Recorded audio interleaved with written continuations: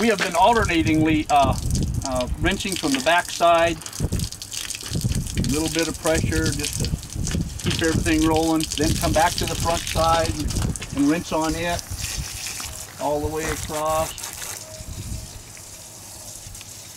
I have several times had to reach in and pick out bugs that we didn't get before but have washed down to the low spot. Remember how murky the water was, almost coffee color before?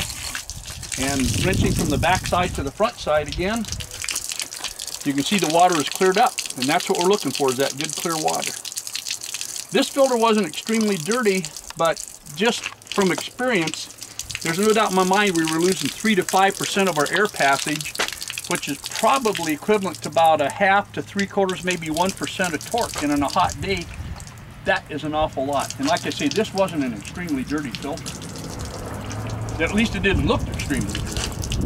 And once again, if it had been extremely dirty, where to the point where when you looked at it from the front side, you couldn't get it to rinse clean like we're seeing down here now, we would have put more of the power clean on it, let it set another 30 minutes, and gone ahead and rinsed it out again. But it is getting quite nice now. We'll show you the difference between the inside and the outside. As you remember before, you could tell a marked difference. This is the inside, the engine side of the filter. Make sure you have all your felt around it.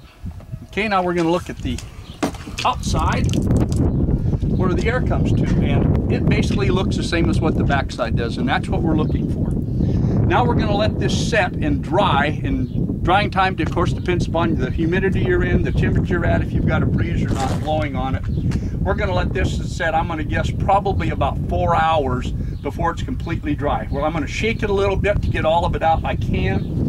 I don't want to put any air to it now because that filter media is very tender, very soft in there, so we don't want to do that. We want to let a gentle breeze, and right now we've got about an 8-knot wind blowing out there that will help with this process. Bright sun helps with the process, but we want to make sure it is dry before we put the air filter oil on it. This air filter oil is an aerosol can, so you don't have to pump it.